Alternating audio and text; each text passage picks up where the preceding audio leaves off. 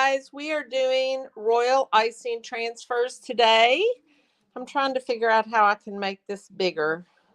And I wanted to show you, I'm not sure how I can. Oh, here we go.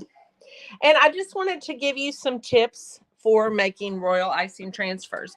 First of all, when you are making pumpkins, one very important thing is when you make the stem, if you stop the stem right here and then make the pumpkin, what will happen is the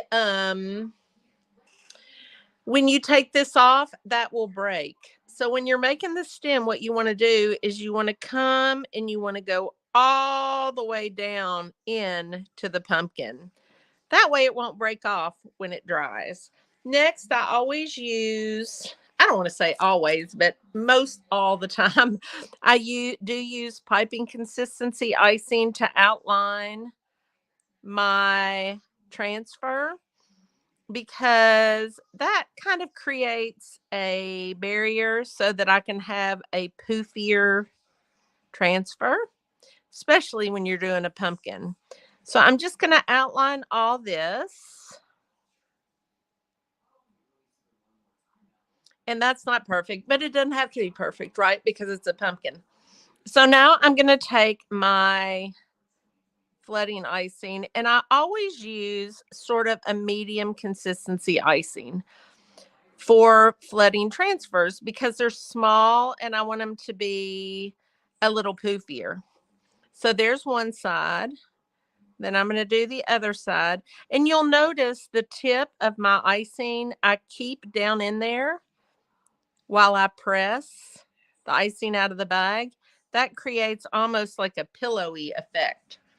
Next, what I'm going to do is I'm going to allow this to dry for about 5 minutes before I do the center. This one I did a couple minutes ago. It probably hasn't been 5, but we're just going to go for it.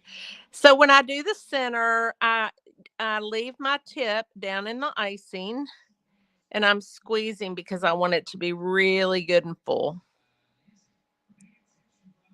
Like that. I left my scribe in the other room, so I'm just using my tip, but that'll even out by itself. So that is how you make good and poofy. Can you all see that? Royal icing transfers.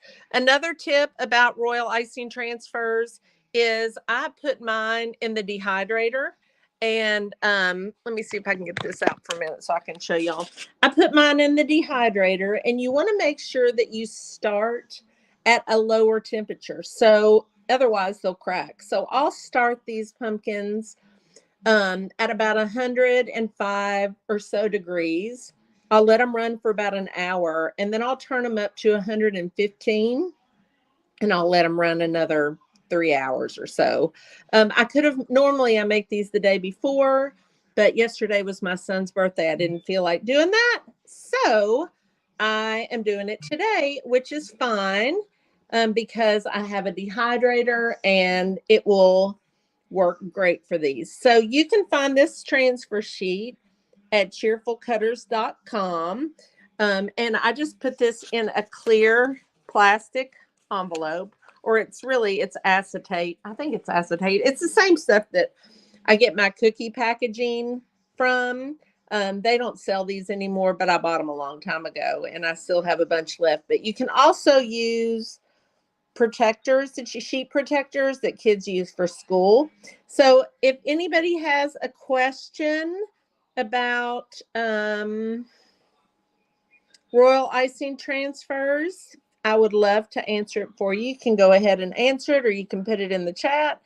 But they're great. They last for at least a year, as long as you put them in a like I'll put it in a little plastic container with a lid on it. You don't want them to get wet at all. And you also don't want to store them until they're completely dry. If you don't have a dehydrator, you can let them sit out. These would probably take 3 or 4 days to dry because they're pretty puffy. But then once they're done, you can just, put them in a little container and keep them until you Need it. Oh, good, Tony. I hope that that helped you. The biggest thing is make sure when you do the little tip that or the top of the pumpkin that you put that all the way down into the middle so it doesn't break off. This pumpkin design also has a leaf, but for what I'm doing tonight for my class, we don't need that. So I just made the regular pumpkins. And I guess that's it. You all have a great, cheerful day. See ya. Bye.